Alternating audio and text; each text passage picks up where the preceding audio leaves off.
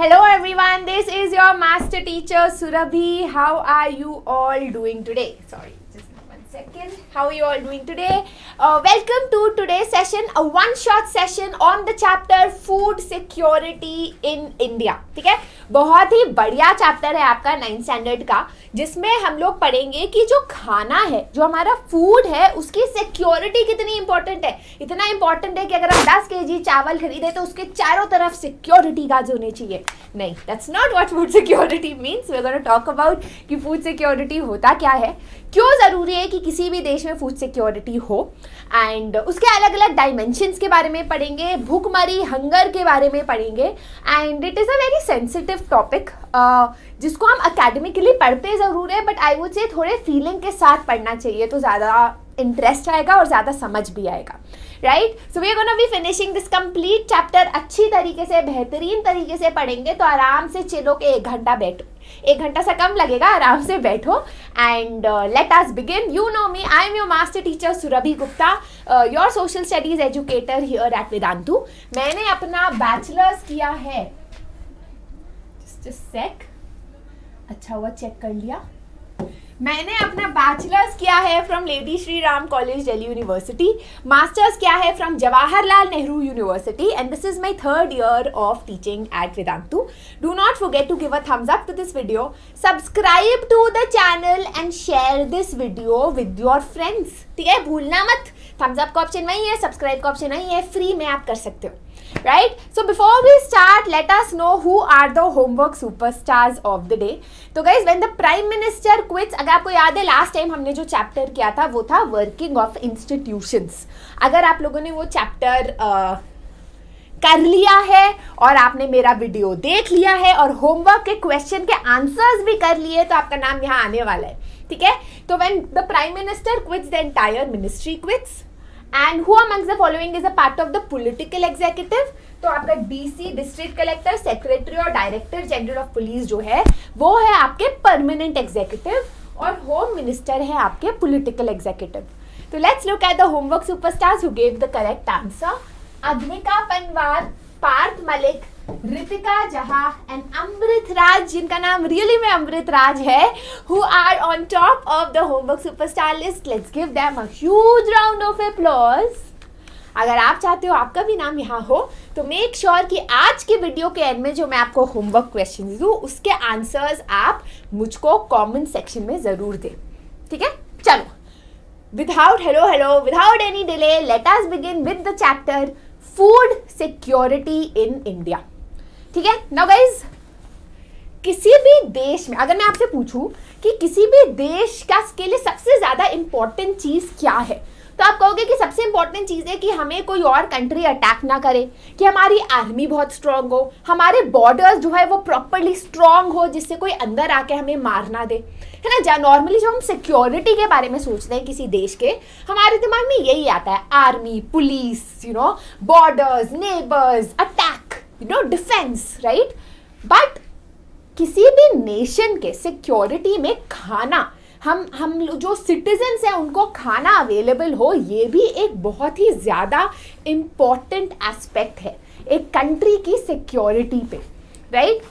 For example, मैं आपको एक एग्जाम्पल देती हूँ चैप्टर में घुसने से पहले जब वॉर्स होती थी ना, जब बैटल्स होते थे, ऑब्वियसली मिलिट्री बैटल्स तो होते ही थे, लोग जो है जंग के लिए उतर आते थे बैटल फील्ड पे.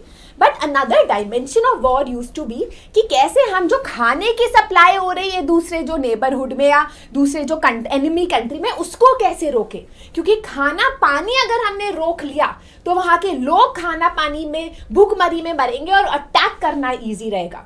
तो किसी भी कंट्री की सिक्योरिटी के लिए, स्ट्रेंथ के लिए फूड सिक्योरिटी होना बहुत ज़रूरी है. अब क्वेश्चन आता है कि व्हाट इज फूड सिक्योरिटी, है क्या ये. तो फूड सिक्योरिटी, एक क्वेश्चन एग्जाम में आएगा कि फूड सिक्योरिटी क्या है, तो उसके 3 इंपॉर्टेंट डेफिनेशन में 3 इंपॉर्टेंट एलिमेंट्स आते हैं. पहले है अवेलेबिलिटी. अवेलेबिलिटी होनी चाहिए फूड में किसी भी कंट्री में, इतना प्रोडक्शन होना चाहिए कि हम लोग अपने देशवासी को खिला पाए। अगर कोई प्रॉब्लम हो जाए, नेचुरल कैलामिटी हो जाए, वॉर हो जाए, ड्राउट हो जाए, फैमिन हो जाए, शॉर्टेज ऑफ फूड हो जाए, तब भी इतना खाना, इतना सरप्लस खाना हो हम पे कि हमें कमी ना पड़े और हम अपने देशवासियों को खाना उनका पेट भर पाए, राइट। तो availability of food means food production with in the country, food imports मतलब कितना हमने फूड इंपोर्ट किया है, and previous year stock stored in government granary, granary मतलब स्टोरेज, कितना हमने स्टॉक में रखा है आगे के लिए, वो सब अवेलेबिलिटी में आ जाता है। सेकेंड पॉइंट है एक्सेसिबिलिटी। एक्सेसिबिलिटी मतलब food should be with in reach of every person, है ना। अवेलेबिलिटी होना काफी नहीं है, जो डायमंड नेकलेस है वो अवेलेबल है, बस मैं उसको नहीं खरीद पा रही हूँ, है ना। ऐसा नहीं होना चाहिए कि खाना अवेलेबल है बट हम उसको नहीं खा पा रहे।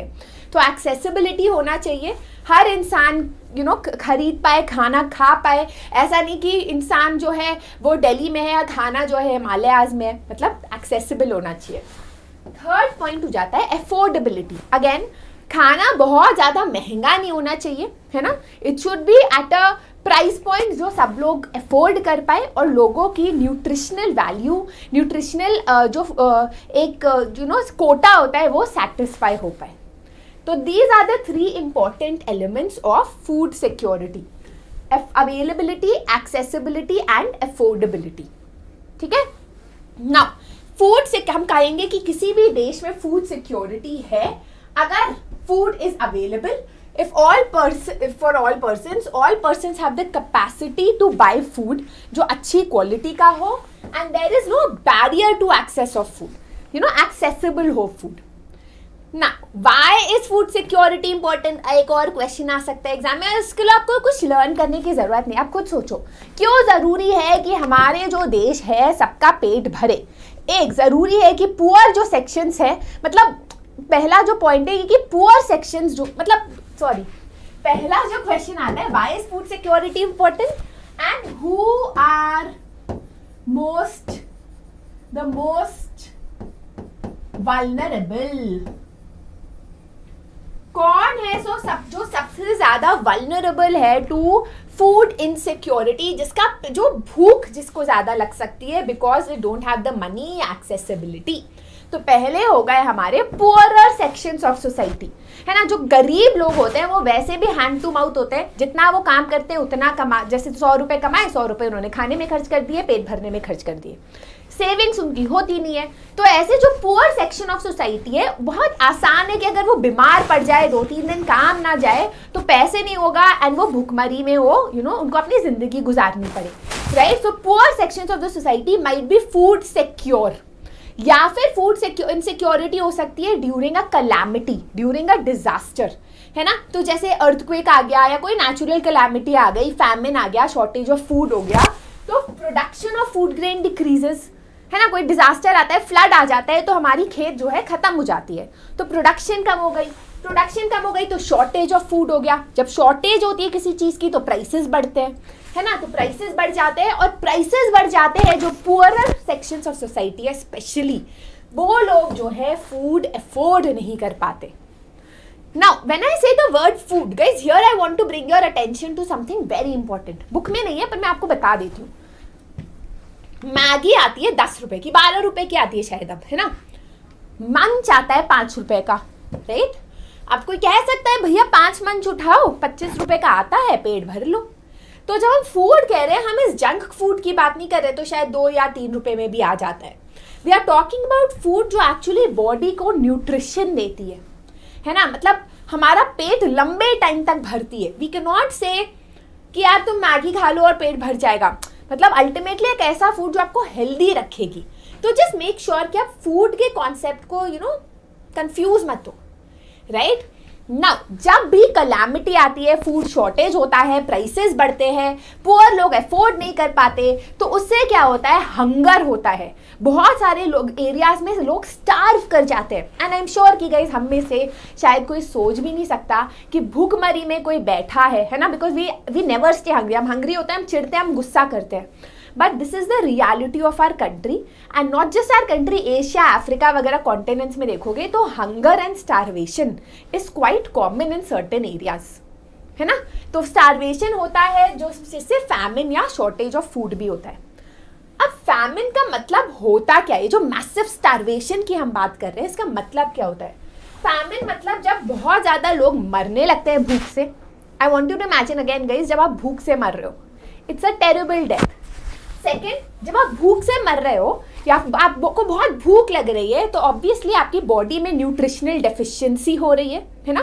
कैल्शियम मिनरल्स आपको नहीं मिल रहे हैं इनफ बॉडी में, तो उससे एपिडेमिक फैलता है, एपिडेमिक बीमारियां फैलती है।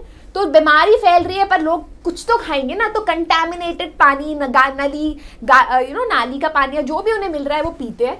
डिकेइंग फूड, जो खाना सड़ रहा है, एक्सपायरी पीरियड से काफी आगे निकल चुका है, डस्टबिन से निकाल के कहीं से लोग खाना खाते हैं, right. And this leads to loss of body resistance due to weakening from starvation. तो जो आपका रेजिस्टेंस है बॉडी का टू रेजिस्ट अगेंस्ट डिजीजेस, वो भी कम हो जाता है एंड फाइनली बॉडी स्टारवेशन में वीक होने लगती है, right. That is what a famine is. Now अगर हम देखें हिस्टोरिकली, सबसे बड़ा जो फैमिन आया था, सबसे खतरनाक जो आया था, वो बंगाल में आया था, the Bengal famine which took place in 1943 that killed 30 lakh people in Bengal. Imagine 30 lakh people dying of hunger, right. Obviously वैसा फैमिन अभी रिपीट नहीं हुआ है in our country because we as a country have focused on food security. हमने focus किया है कि भैया खाना एक ऐसी चीज है, फूड एक ऐसी चीज है जिसपे हम अपनी पॉलिसीज बनाएंगे, जिसके बारे में हम आगे पढ़ेंगे, right. Now who are the people who are the most affected because of Bengal famine?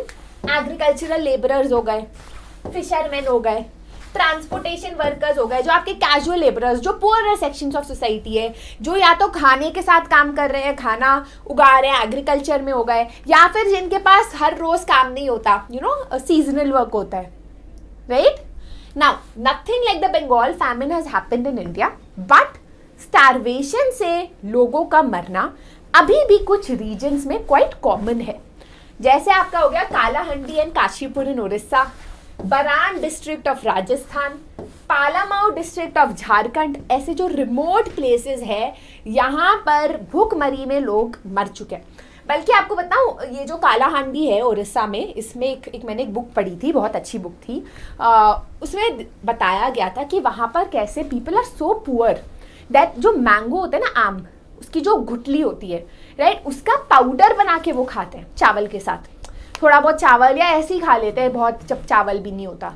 तो imagine the amount of lack of food there is in certain areas, है ना। Now let's look at the stories of two kinds of people, but उससे पहले हम देखते हैं who are food insecure. कौन है जो फूड सिक्योर, जो फूड के मामले में सबसे ज्यादा वल्नरेबल है? तो लैंडलेस पीपल, जिनके पास लैंड नहीं होता है ना, जो लैंड के ऊपर डिपेंड करते हैं, वो अगर लैंड जो से खेती में वो लग गए, पेस्ट लग गए, लैंड खेती खराब हो गई, तो भैया पैसे कहाँ से आएंगे, तो वो खाना कैसे खरीदेंगे, है ना। या फिर ट्रेडिशनल आर्टिजन्स हो गए, जो आपके ट्रेडिशनल सर्विसेज, कारपेंटर, पेंटर, ये लोग जो होते हैं।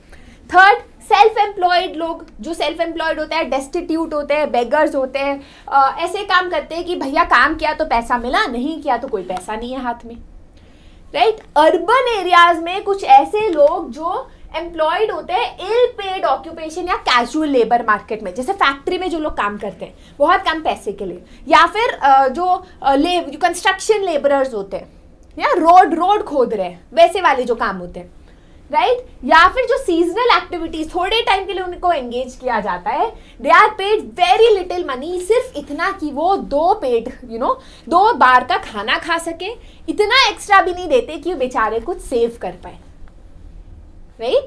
नाउ सोशल कॉम्पोजिशन भी काफी इंपॉर्टेंट रोल प्ले करता है when it comes to food insecurity. अब गरीब तो आप हो ही, है ना, खाना तो पैसे तो आप इतना कमा ही नहीं रहे कि खाना खरीद पाओ, उसके ऊपर से आप एक ऐसे सेक्शन में बिलोंग करते हो जो मार्जिनलाइज्ड है, जैसे एससी हो गए, एसटी हो गए, लोअर कास्ट हो गए। अब जो लोअर कास्ट है वो वैसे ही उनको सोसाइटी में दबा के रखा जाता है ना। जैसे पीपल या तो उनके पास पुअर लैंड बेस होगा या फिर लो लैंड प्रोडक्टिविटी, इतना जो लैंड है उनका प्रोडक्टिविटी नहीं बढ़ रहा, बहुत कम, मतलब 10 kg व्हीट ग्रो होता है, इतनी इनफर्टाइल लैंड हो गई है ग्रो कर करके कि आप बस 5 kg जो है गेहूं ग्रो कर पाते हो। तो they are also prone to food insecurity. अब हम 2 स्टोरीज देखेंगे, ज्यादा डिटेल में नहीं जाएंगे, बस समझने के लिए कि पॉवर्टी रूरल एरियाज में कैसे होती है और अर्बन एरियाज में कैसे होती है। ठीक है, गिव मी 1 सेकंड।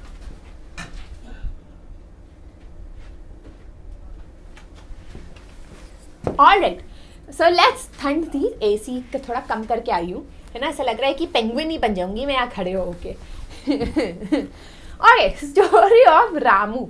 तो रामू जो है वो रामपुर विलेज का एक छोटा सा एग्रीकल्चरल फार्मर है। खुद की उसकी ज्यादा लैंड नहीं है, वो कैजुअल लेबरर है, किसी बड़े जो लैंड है उसमें जाके काम करता है। उसका एक बेटा है, वो भी जो है कैटल वैटल का काम करता है, और उसको मिलते हैं 1000 रुपए साल के। सोचो, पूरे साल के 1000 रुपए, आपको बर्थडे पे 1000 रुपए देते होंगे आपके नाना नानी, है ना, उसको पूरे साल के मेहनत के 1000 रुपए मिलते हैं। उसकी जो वाइफ है वो एक तरीके से जो काम वाली होती है, जाती है, थोड़ा काम वाम करती है, रिटर्न में उसको जो है खाना मिल जाता है, दूध दे देते हैं, पैसे नहीं, ये सब चीजें मिलती है, राइट। अब उसमें और भी बच्चे हैं, 3 बेटे 2 लड़कियां, लेकिन वो बहुत छोटे हैं, काम नहीं कर पाते, पैसा नहीं कमा पाते, तो दे आर डिपेंडेंट, है ना। नाउ रामू जो है सीजनली एम्प्लॉयड होता है, जब हार्वेस्टिंग टाइम होता है या सीड सो करने का टाइम होता है तब उसको नौकरी मिलती है। हाउएवर जब वो अनएम्प्लॉयड होता है तो पूरा जो परिवार है वो हंगर से जूझता है। वो हो गया आपका एग्रीकल्चरल पुअर की कहानी। फिर हम आते हैं अहमद पे। अहमद जो है बैंगलोर में रहता है, जो अर्बन एरिया है जहाँ मैं भी रहती हूँ। बैंगलोर है ही बहुत महंगा, मैं आपको बता दूं एक बात, है ना। तो वो झुग्गी में रहता है, झुग्गी मतलब छोटे से एक हट में रहता है, एंड वहाँ पर उसके 3 भाई है, 2 बहनें हैं और बहुत ही बूढ़े माँ बाप है, तो जो उस पर डिपेंडेंट है ना। तो रिक्शा पुल करता है। रिक्शा पुल में ऐसा तो है नहीं कि भैया हर रोज एक अच्छे लोग मिल रहे हैं, कभी अच्छे मिलते हैं कभी नहीं मिलते, है ना। तो हर दिन उसकी जो जितना वो कमा रहा है वो चेंज होता रहता है। इतना कमा पाता है कि उसकी डेली नीड्स जो है पूरी हो जाती है। अब जो पीडीएस कार्ड है, जो बिलो पॉवर्टी लाइन होता है, मतलब हम आगे पढ़ेंगे पीडीएस के बारे में, तो उसके पास वो पीडीएस कार्ड है जिससे वो मार्केट रेट से कम पैसों में खरीद पाता है गेहूं, राइस, शुगर और केरोसिन, जिससे वो अपने एवरीडे नीड्स, एवरीडे खाना बना पाता है, राइट। बट वही है कि उसकी ही कमाई पे पूरा परिवार चल रहा है। जिस दिन उसने कम कमाया उस दिन उसका पेट नहीं भरेगा, राइट। नाउ जो लोग नेचुरल डिजास्टर से, तो आपने देखा ना कि कैसे रूरल और अर्बन एरिया में, जो रूरल एरिया में जो एग्रीकल्चरल है आपके कैजुअल लेबर्स है, अर्बन एरिया में जो कैजुअल लेबर्स सेल्फ एम्प्लॉयड है, ऐसे रिक्शा विक्शा चला रहे हैं, उनका कुछ पता नहीं होता at what instance they have money and at what instance उनके पास पैसा ही नहीं होगा, वो हंगर और स्टार्वेशन से जूझ रहे होंगे, right. Now a high incidence of mall nutrition prevails amongst women, right. Main और वुमेन में अगर आप फैमिली में देखें तो जो औरतें हैं उनको कम खाना दिया जाता है, and that is because of the society that we live in. हमारा समाज ऐसा है कि अगर आदमी और औरत बैठी है तो आदमी को 4 रोटी दी जाएगी और औरत को 1 रोटी, है ना, क्योंकि बोलते हैं आदमी काम करके आ रहा है, उसको रोटियों की जरूरत है। तो अनफॉर्चुनेटली जो औरत है वो माल न्यूट्रिशन रहती है, एंड प्रेग्नेंट वुमेन जो है वो सबसे ज्यादा रिस्क में रहते हैं, और बच्चा ज्यादा सबसे ज्यादा रिस्क में रहता है, right. A large proportion of pregnant and nursing mothers and children under the age of 5 years constitute an important segment of the food insecure population, right. Now हमारे देश में कुछ एरियाज भी हैं जो काफी फूड इनसिक्योर है। कुछ हमारे जो देश में एरियाज है, जैसे आपका वेस्ट बंगाल हो गया, उत्तर प्रदेश हो गया, कुछ जो एरियाज है वहां पर आप देखोगे कि यूपी में कुछ एरियाज है, पंजाब, हरियाणा, जहाँ काफी खाना है, फूड सरप्लस है बल्कि।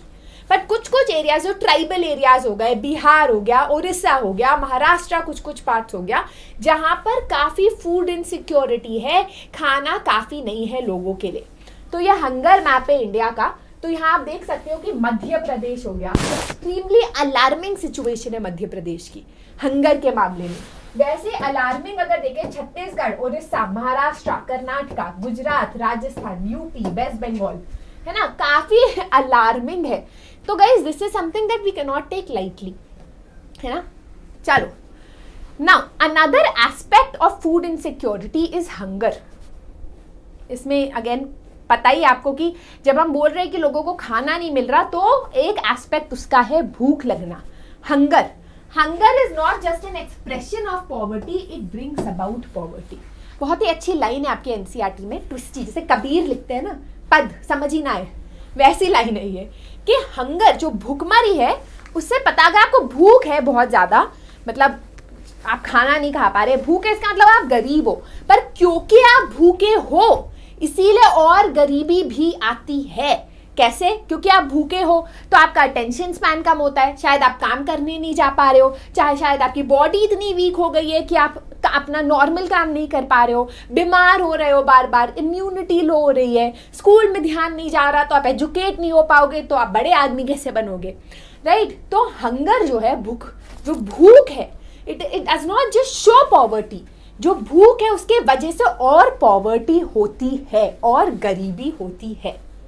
इसीलिए बहुत जरूरी है कि फूड सिक्योरिटी हो, कि जो अभी की भूख है उसको हम हटाएं, लोगों तक खाना पहुंचाए, एंड फ्यूचर हंगर, आगे अगर मतलब जैसे कुछ पुअर लोग हैं ना, तो वल्नरेबल है, आज भूखे रह सकते हैं, एक हफ्ते बाद भूखे हो सकते हैं क्योंकि पैसा नहीं कमाया। तो ये जो अनसर्टेनिटी है इसको हम हटाएं, ठीक है ना। हंगर के दो डायमेंशंस हैं, क्रॉनिक हंगर और सीजनल हंगर। क्रॉनिक वो होता है जो बार बार आता है, जो कांस्टेंट रहता है, जैसे chronic back pain. Chronic back pain मतलब पूरे टाइम ही कमर में दर्द होता है ना। तो क्रॉनिक हंगर होता है जब मैं पहले लाइन पढ़ लेती हूँ, consequences of diets persistently inadequate in terms of quantity और quality।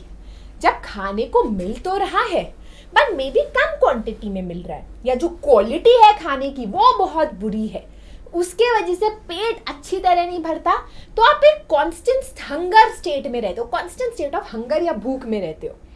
Poor people suffer from chronic hunger क्योंकि वो बहुत कम पैसा कमाते हैं, बहुत कम पैसा कमाते हैं तो ऐसा नहीं कि पेट भर के खा पाते हैं, बहुत कम खाना भी खाते हैं, तो that is chronic hunger, right. Now let's talk about seasonal hunger। Seasonal hunger होता है उन लोगों को जो जैसे एग्रीकल्चरल फार्मर्स हो गए, है ना, छोटे छोटे लैंड है उन पे, लेट्स से 10 केजी गेहूं उगाते हैं, 10 केजी जो गेहूं उगाते हैं वो शायद 12 महीने में 9 महीने चल जाएगा, बाकी जो 9, 10, 11, 12, 4 महीने हैं उसमें वो भूखे रहते हैं, that is seasonal hunger, right. तो it happens in agricultural activities, urban areas में कैजुअल वर्कर्स, जब नौकरी नहीं होती तो आपको सीजनल हंगर रहता है। This type of hunger exist when a person is unable to get a job for the entire year, right. So the percentage जो है हम देखते हैं विद टाइम डिक्लाइन हुआ है इंडिया में, both chronic and seasonal hunger. इसी बात पे तालियां हो जाए। We have worked hard for it and it is possible to completely remove hunger from the country। अगर हम लोग टारगेटेड फोकस दें कि भैया कहाँ खाना जाना चाहिए और जिनको गरीब है उनको उन तक हम खाना पहुँचाएं, राइट। इस पे काफ़ी लोग जो है वर्क भी कर रहे हैं, मेहनत भी कर रहे हैं। You guys can also be one of those people when you grow up। इसी बात पे गाइस आगे पहुँचने से पहले थम्स अप मत देना, भूलना थम्स अप देना मत भूलना इस वीडियो को। ऑलराइट, नाउ इंडिया जो है इंडिपेंडेंस से ही हमें पता चल गया था कि भैया फूड सिक्योरिटी को बहुत ही इंपॉर्टेंट है अगर हम अपने नेशन को स्ट्रॉन्ग करना चाहते हैं। तो हमने एक पॉलिसी अडॉप्ट की, ग्रीन रेवोल्यूशन की। ग्रीन रेवोल्यूशन था कि जिसमें हम high yielding variety of seeds use करेंगे, हम फर्टिलाइजर पेस्टिसाइड्स यूज करेंगे, लैंड की प्रोडक्टिविटी बढ़ाएंगे, जिससे लैंड पे ज्यादा से ज्यादा क्रॉप्स ग्रो कर सके और हम सरप्लस ग्रो करें, ज्यादा इंपोर्ट ना करें और सब कंट्रीज पे डिपेंड ना करें खाने के लिए।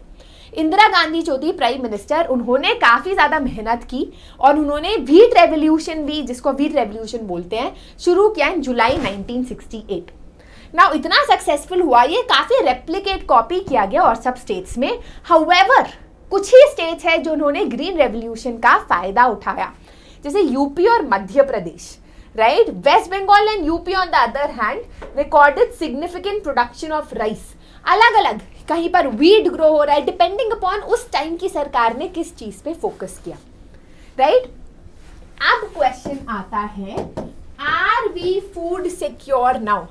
Should we take a breath of relief कि भैया अब तो खाने की कमी नहीं है देश में? तो गाइस, ग्रीन रेवोल्यूशन के बाद हाँ हम कह सकते हैं कि despite famine, weather conditions, natural calamity, situation काफी बेटर हो गई है। काफी वैरायटी ऑफ क्रॉप्स हमारे देश में ग्रो होती है। लोगों को छोड़ो, हम लोग एक्सपोर्ट भी करते हैं काफी सारा food grain, right? Food security जो गवर्नमेंट है उसने काफी मेहनत, स्कीम्स, पॉलिसीज निकाली है टू एंश्योर कि फूड क्रॉप्स ग्रो हो और वो लोगों तक भी पहुंचे।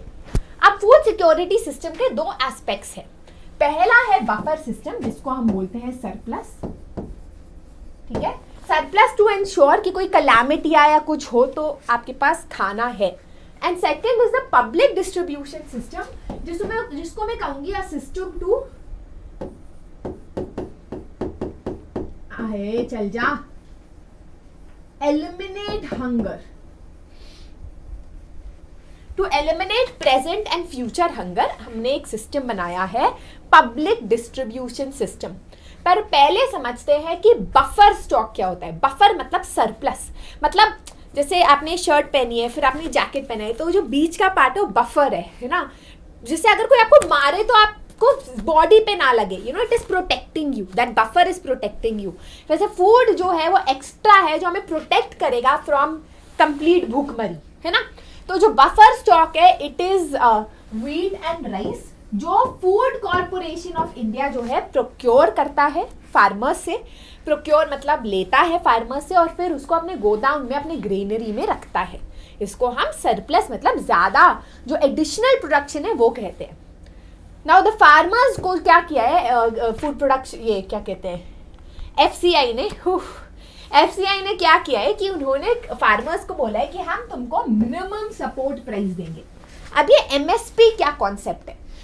गवर्नमेंट बोलते हैं कि देखो, मार्केट में फार्मर्स अगर अपना गेहूं बेचेंगे तो मे बी उनको 10 रुपए पर केजी का प्राइस मिलेगा, पर हम जो है फार्मर्स को बीज बोने से पहले ही प्रॉमिस कर रहे हैं कि जो तुम्हारा गेहूं होगा उसमें हम तुम्हें 12 रुपए पर केजी देंगे अगर तुम हमें बेचोगे। क्यों कर रही है ऐसे सरकार? एक, टू एंश्योर कि जो फार्मर्स है उनको अच्छा पैसा मिले, है ना? एटलीस्ट 50% प्रॉफिट हो अपने गेहूं पे या जो भी वो कमा रहे हैं उस पे। सेकेंड, जिससे लोग उनसे बहुत कम पैसों में ना खरीदे, है ना? मतलब एक्सप्लॉइट ना हो वो। और तीसरा, जैसे जो गवर्नमेंट है, जो आपका एफसीआई है, उसके पास भी ग्रेन हो to put it in the surplus, buffer stock में डालने के लिए। ठीक है, आई होप इट्स क्लियर। तो एमएसपी हर साल अनाउंस होता है, सरकार हर क्रॉप के लिए बोलती है कि ये जो है मिनिमम सपोर्ट प्राइस है। फिर जो परचेज ग्रेन्स है उसको ग्रेनरी में रख दिया जाता है। नाउ क्यों क्रिएट किया जाता है? वैसे तो मैंने आपको बता दिया, बट वन, टू एंश्योर कि वो जो खाना है वो गरीब लोगों को दिया जाता है at issue price. Issue price मतलब less than the market rate. जो गरीब लोग हैं उनको दिया जाता है at a rate that is lower, right? Second, it helps in providing during natural calamity. कोई कैलामिटी आ जाए, खाने की कमी हो जाए, तो बफर स्टॉक यूज किया जाता है। एंड थर्ड इज, अगर एडवर्स क्रॉपिंग वेदर है ना, कि उस टाइम जो है क्रॉप्स पे जो बहुत ज़्यादा बाढ़ आ गई या पेस्ट लग गए या खराब हो गई, तो उस टाइम भी बफर स्टॉक जो एक साल आगे तक एक आपका सिक्योरिटी बफर रहता है, वो यूज हो जाता है। ठीक है, now let's understand the public distribution system. तो जो बफर स्टॉक है उसमें से मैंने आपको बोला कि कुछ जो आपके जो गेहूं, राइस वगैरह है वो बेचा जाता है through the public distribution system to the poor people, and उसको बोलते हैं हम राशन शॉप। सुना होगा आपने कि राशन शॉप जा रहे हैं खाना लेने, कम पैसों में राशन मिल रहा है। या राशन शॉप जो है लोकेलिटी, विलेज, सिटी, सब जगह होता है, गाँव में, शहरों में, एंड उसको फेयर प्राइस शॉप भी बोला जाता है, जहां पर फूड ग्रेन, शुगर, केरोसिन मिलता है कुकिंग के लिए, कम पैसों में मिलता है, राइट? अब अगर आप चाहते हो, आप वो सोचोगे यार हम भी वही जाएंगे राशन वाली शॉप में, मस्त कम पैसों में खरीदेंगे, but not everyone can avail that benefit, है ना।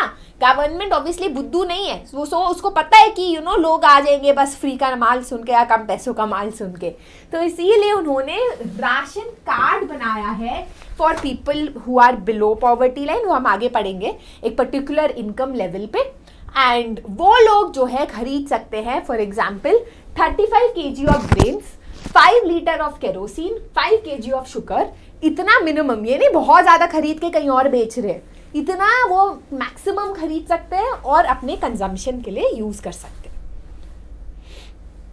हैं। Give me one second.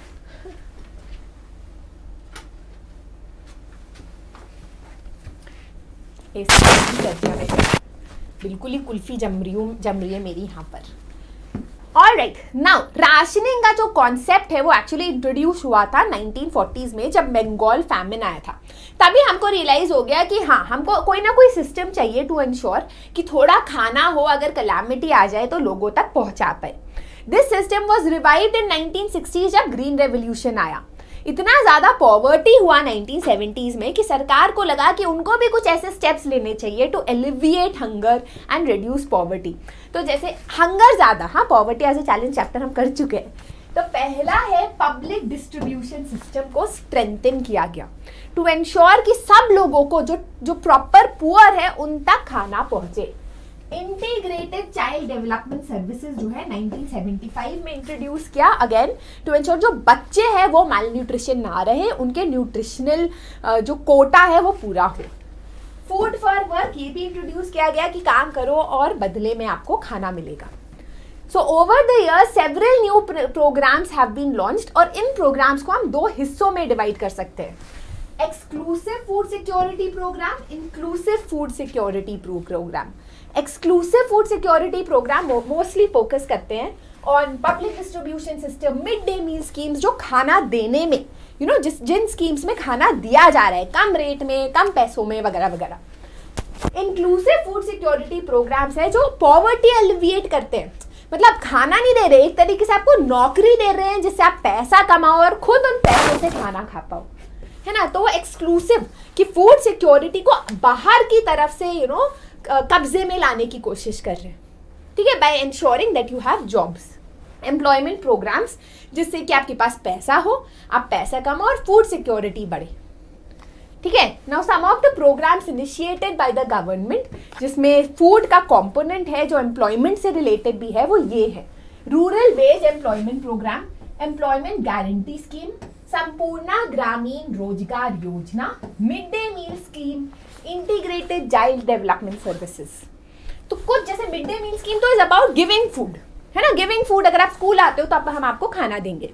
बाकी जो स्कीम्स है it is about making sure कि जो लोग हैं उन पे नौकरी हो, 12 महीने नौकरी होगी तो पैसा कमाएंगे, पैसा कमाएंगे तो किसको मजा आता है भूखे मरने का, है ना, तो खाना खाएंगे, राइट।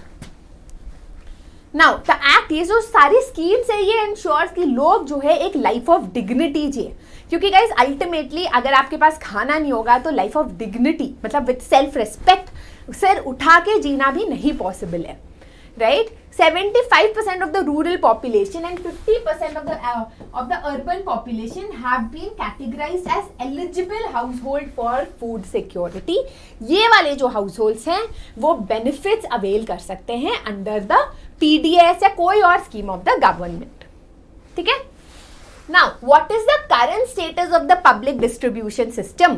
तो public distribution system बहुत ज़्यादा important step है जो सरकार ने लिया है। पहले क्या होता था, वो एक यूनिवर्सल था, जो मतलब PDS जो है वो काफ़ी गांव-गांव में करे जाते थे, ट्राइबल एरियाज में खोले जाते थे, तो वहाँ के जो लोग थे वो आके उसको अवेल करते थे। बट अब जो है एक अलग पॉलिसी इंट्रोड्यूस की गई 1997 में, जिसको TPDS बोला जाता है, टारगेटेड पब्लिक डिस्ट्रीब्यूशन सिस्टम, जिसमें टारगेट करा जा रहा है कि ये जो है कम पैसों वाला गेहूं सबको नहीं देंगे, अमीर भी आ रहे गरीब भी आ रहे, but we will target the poorest of all areas, ठीक है। तो दो स्कीम्स खोली गई, पहली स्कीम थी अंत्योदया अन्न योजना और अन्नपूर्णा स्कीम, बहुत ज्यादा इंपॉर्टेंट स्कीम्स थी दोनों। एक फोकस करती थी पुअरेस्ट ऑफ द पुअर पे, और एक जो सीनियर सिटीजन है उन लोगों पे जो डिपेंडेंट्स है but they don't have any support.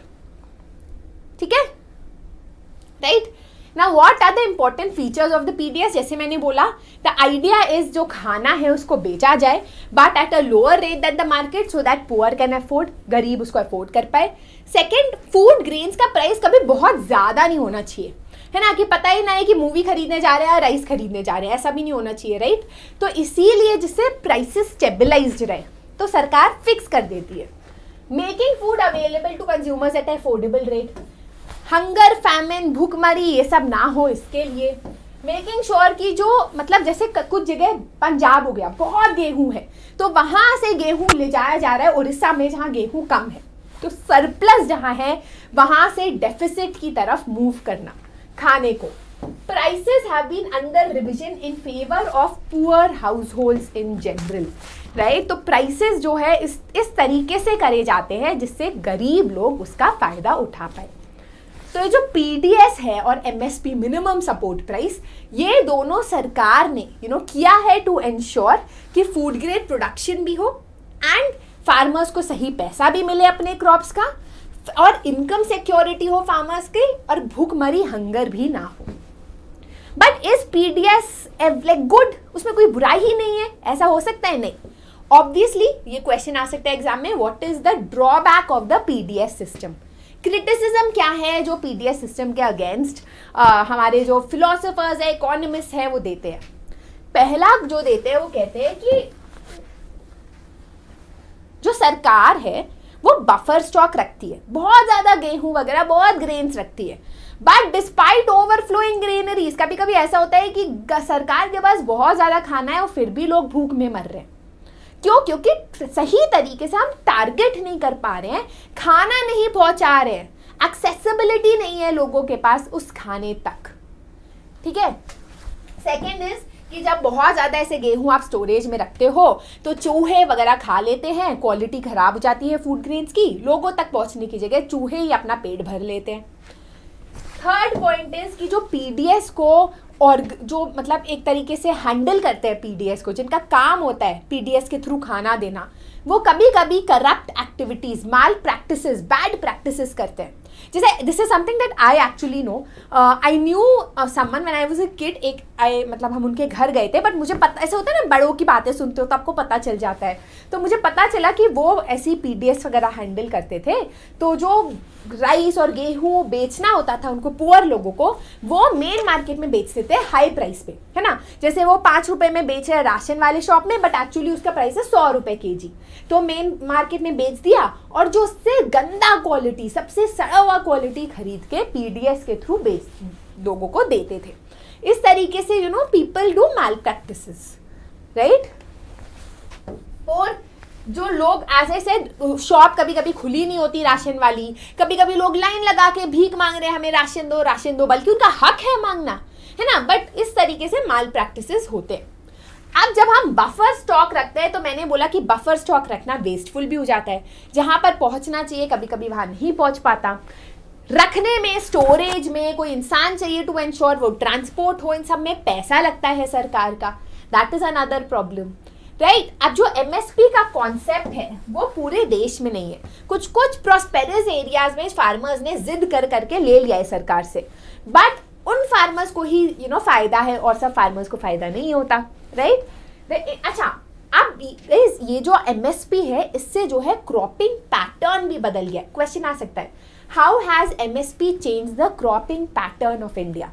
For example, सरकार ने बोला कि हम व्हीट के लिए देंगे ₹12 पर केजी और मार्केट प्राइस है ₹5 पर केजी. आप फार्मर हो, आप क्या कहोगे? हाँ भैया, जो हम उगा रहे हैं वो नहीं उगाते, हम गेहूं उगाते हैं, क्योंकि गेहूं पे हमें मिल रहा है 12 रुपए केजी, राइट. तो लोग ज्यादा से ज्यादा गेहूं और राइस उगाने लग गए क्योंकि गवर्नमेंट, सरकार उस पे मिनिमम सपोर्ट प्राइस देती है. तो उससे हमारे देश का क्रॉपिंग पैटर्न चेंज हो गया, है ना. Interesting, right. चलो, that is one part of the chapter. Now let's talk about public distribution के अलावा और क्या है हमारे पास टू एंश्योर कि फूड सिक्योरिटी हो. Another thing that we have is cooperative societies.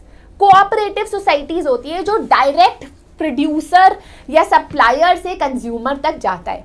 जैसे अगर मैं जो हूँ गेहूँ उगा रही हूँ तो मैं डायरेक्टली, मैं और मेरे आसपास जो फार्मर्स हैं जो गेहूँ उगाते हैं, हम डायरेक्टली जो है एक कोऑपरेटिव सोसाइटी बना ली है और कम पैसों में कंज्यूमर को बेच रहे हैं. कम पैसे मतलब प्रॉफिट मैं कमा रही हूँ, है ना, लेकिन बीच में 10 लोग नहीं आ रहे ना, मिडिल में नहीं आ रहे, तो प्रॉफिट मेरा भी हो रहा है और कंज्यूमर का भी हो रहा है, राइट.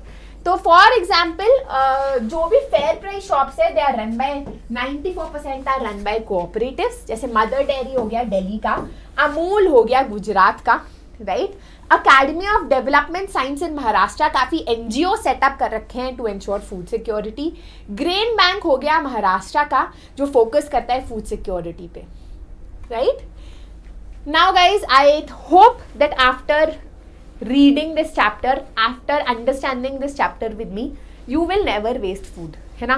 क्योंकि ऐसे दुनिया में जहाँ लोगों के पास खाना भी नहीं है, जहाँ पर लिटरली क्रॉनिक हंगर है, सीजनल हंगर है ना, जो एक इतना कॉमन, आपने देखा हमारे देश का हंगर जो मैप था, है ना. तो we should ensure that we do not waste food. Specially जब मैं देखती हूँ बर्थडे पार्टीज़ में बहुत ज़्यादा खाना वेस्ट होता है, कोई भी पार्टी में होता है, राइट. तो हमको एटलीस्ट अपने प्लेट में उतना ही लेना चाहिए जितना हम खा सकें. इसी थॉट से I will be ending the session. I know that you want to practise the questions of this chapter. तो गाइज नीचे जो है वीक क्विज का लिंक है डिस्क्रिप्शन बॉक्स में, आप उसको दबाओगे या www.weekquiz.in जाओगे तो आपसे कोड पूछेगा, उसमें आप डालो 227909. If you put in this code आपका क्विज शुरू हो जाएगा. It's gonna have 6 important questions of the chapter. Do it, let me know your score in the comment section below. But उससे पहले हम आते हैं होमवर्क क्वेश्चन पे, जो डिफरेंशियल प्राइसिंग है फूड ग्रेन्स की. पहले क्या होता था, अमीर गरीब कोई भी पीडीएस में आके खाना ले सकता था, क्योंकि पीडीएस एक्चुअली कुछ जैसे भीतरी एरियाज में बने थे देश के. बट फिर वो चेंज हुआ in what year? Special food security scheme शुरू हुई फॉर सीनियर सिटीजन. वो कब हुई, वो क्या है स्कीम, वो कौन सी स्कीम है? And do let me know your homework answers in the comment section below. Guys also बताना कि कैसा लगा आज का session, right. And that is it. You can also follow me on my Instagram page surabhi.vedantu if you want to know more about me. Do not forget to give a thumbs up to this video, subscribe to the channel of Vedantu 9th and 10th and share this video with your friends. This is your master teacher Surabhi signing out. Bye bye.